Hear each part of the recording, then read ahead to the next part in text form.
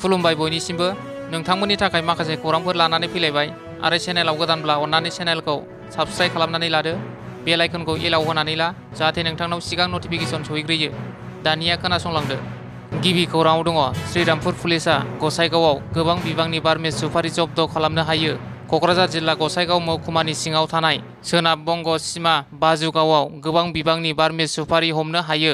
मख'नो गोनांदि मैया फुंनि समाव 1 नं बाजुगावआव पुलिसआ गंसे ट्राकनिफ्राय मोन 28 बस्ता गुबुन रायजोनिफ्राय लाबोनाय बारमिस सुपारि हमनो हायो।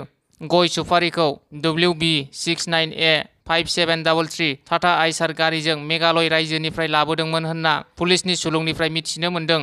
1 नं बाजुगावआव पेट्रलिं होबाय थानाय समाव पुलिसआ गय सुपारि लाबोनाय गारिखौ लाखिनो थिननायाव गारि गारनानै ड्राइभारा खारखोमायो। मिथिनो मोनबावनाय बादिब्ला गासै गय सुपारिया सोनाब बंग रायजोनिफ्राय लाबोनाय 12 बिसानि मना मुंनि सुबुंनिमोन होनना मिथिनो मोननाय जादों। मख'नो गोनांदि सिमुलटाफु ओनसोलनि खायसे सुबुंफोरा सिगांनिफ्रायनो गय सुपारि बारहोनायनि अजद होबोबाय थानाय समावनो मैया फुंनि समाव पुलिसआ गय सुपारिजों लोगोसे गारिखौ जब्द खालामनो हायो। पुलिसआ हमनो हानाय गासै सुपारिनि बेसेनखौ 6 लाख रांनि जागोन होनना पुलिसआ मिथिहोयो। नैथि खौराङाव दङ गोजोनथाव खौरां।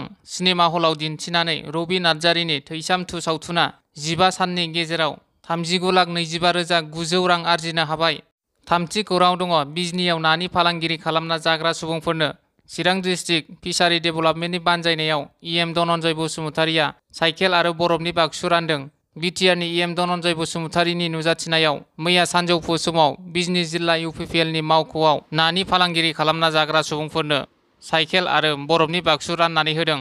प्रमद बर'नि दैदेननाय बिटिआर सरकारा फारसेनिफ्राय जेरै दानाय लुनाय, सोलोंथाइ बिथिं, आबाद बिथिं, फालांगि बिथिंफोरखौ जौगाहोनो थाखाय खामानि मावगासिनो दं आरो मैयाबो सुबाइजार थुरिबारि आरो मानास सेरफां समस्तिनि नानि फालांगिरि खालामग्रा सुबुंफोरनो जौगानायाव हेफाजाब होनायनि थांखिजों साइकेल आरो बरफ बाक्सु राननानै होदों होनना बुंथिदों EM धनन्जय बसुमतारिया। नानि फालांगिरि खालामग्रा सुबुंफोरा साइकेल आरो बरफ बाक्सु मोननानै ना फाननायाव हेफाजाब होनायनि थाखाय गोजोननायजों बिटिआर सरकारनिसिम साबायखर बावहरदों।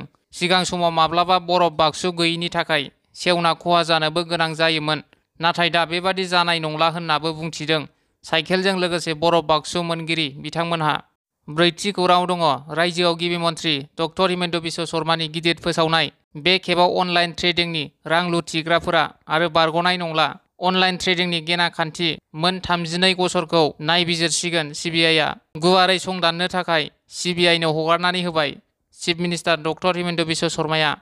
बाथि खौराङाव दङ चिरां जिल्ला एबसुनि 20थि बोसोरसालिया जथुमा आरो बिजनी दख'रा एबसुनि 49थि बोसोरसालिया जथुमाया बरलामगुरि दालाइ एबसुनि सिङाव खुंफुंजागोन। हाबाफारिखौ मोजाङै मोजां खुंफुंनांगौनि थाखाय बरलामगुरि दालाइ एबसुनि मावख'आव मैया बानजाय आफाद रिसिपसन कमिटि दानानै होनाय जाबाय। बे हाबाफारिखौ खुंफुंनांगौनि थाखाय आरसिनि मासिगिरि महरै कृष्णकान्त नार्जारि आरो गाहाय लिंथुमगिरि महरै रैसुमै ब्रह्म बिथांमोनखौ सायख'नानै दोननाय जाबाय। बेनि सायाव चिरां जिल्ला एबसुनि आफादगिरि दिलीप कुमार बसुमतारि बिथाङा चिरां जिल्ला एबसुनि 20थि बोसोरसालिया जथुमा आरो बिजनी दख'रा एबसुनि 49थि बोसोरसालिया जथुमाखौ फैगौ जानुवारि दाननि 8, 9 आरो 10 अक्ट'आव खुंफुंजागोन होनना खौरांनि गेजेरजों मिथिहोयो। 6थि खौराङाव दङ फिन आरोबाव उदखारिनि आखायाव सानै सान्थ्रिनि अबथिरायै जिउ खहा। उदखारिनि गिख्रंथावै गाग्लोबनायाव जायगायावनो जिउ गोमादों सानै सान्थ्रिनि। बिसायख'थिनि सिगांनो जम्मु काश्मीराव उदखारिनि टार्गेट। सोलिफु सेप्तेम्बरावनो खुंजानो गोनां जम्मु काश्मीरनि बिधान सभा बिसायख'थिया, नाथाय बिसायख'थिनि सिगांनो दुंहाव थासारिया महर लादों जम्मु काश्मीराव। सुलुंनि बादिब्ला जम्मु काश्मीरनि किश्तवाड़ जिल्लायाव हरखाब सान्थ्रि आरो उदखारिनि गेजेराव गावलायनाय जायो। बे गावलायनाय जाथायावनो सानै सान्थ्रिया गुलि नांजानानै जिउ गोमायो आरो गुबुन सानै सान्थ्रिया गोब्राब जोखोम जानानै दासान्दि फाहामथाय लागासिनो दङ। दासान्दि उदखारिनि हेंथायै सान्थ्रिनि गोख्रों अपारेसना सोलिगासिनो आरो दासिमाव सासे उदखारिखौ गावथारनो हाबाय होननानै सुलुङा फोरमायदों। मख'नो गोनांदि जम्मु काश्मीरनि बिसायख'थिखौ नोजोर होनानै दासान्दि पुलिस आरो सान्थ्रिया गोख्रों रैखाथि होगासिनो, नाथाय बेनि गेजेरावनो उदखारिया सुबुंफोरनि गेजेराव गोजोन गैयै थासारि खालामनो सान्थ्रिनि सायाव हरखाब गाग्लोबदों होनना सान्थ्रिनि बिबानगिरि सुलुङा फोरमायदों।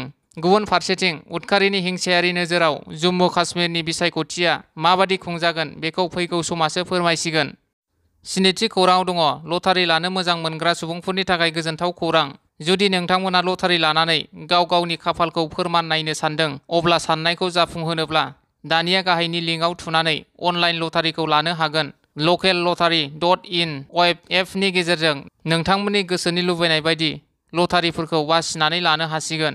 बे एपआ बयजोंबो सिनायजानाय मुंदांखा बर' सावथुननि एक्टर एन्ड प्रडिउसार बिरफुं महिलारी बिथांनि। जुदि नोंथांमोना मिथिनो हास्थायदोंब्ला थोंजोङै 8638847252 नाम्बारनि गेजेरजों मदद लानो हागोन। उदालगुरि जिल्लानि सेरेगा फाउन्डेसनजों दिहुनजानाय आरो सिजौ फाउन्डेसननि हेफाजाबाव जानो गोनां गेदेर लटारि खेलानि टिकेटखौ होगासिनो दङ। नोंथांमोना गुगोलाव locallottery.in थुनानै वेब एपखौ डाउनलड खालामनानै लटारिखौ लानो हासिगोन। दाइनथि खौरां दङ। बिपिएफ दोलोआव सा 300नि बांसिन सुबुंफोरा जयेन जाफैदों। बिटिसि बिसायख'थियाव बिपिएफखौ देरहासार खालामनो थाखाय सिगांबोदों सा 300नि बांसिन सोद्रोमाफोरा।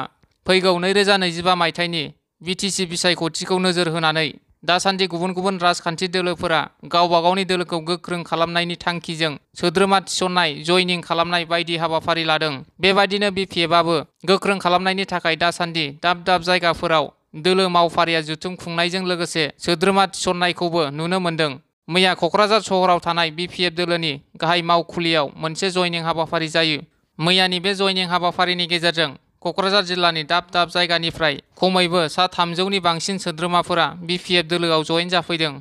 आसामनि बारग' मन्त्रि, थामहिनबा बिपिएफनि गागि दैदेनगिरि प्रमिला रानी ब्रह्म, एमसिएलए देरहासार बसुमतारीजों लोगोसे दोलोनि गोबां दैदेनगिरिफोरा गोदानै जयेन जाफैनाय सोद्रोमाफोरखौ बरायनानै लायो।